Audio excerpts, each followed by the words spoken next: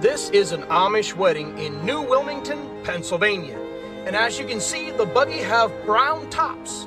This is how you can tell a lot of these Amish groups apart, one from another. Some have yellow tops, some have brown tops. Lancaster, Pennsylvania, there's a group that have gray tops. My group that I grew up in is black tops. And this is what you can use to kind of identify which group they're from.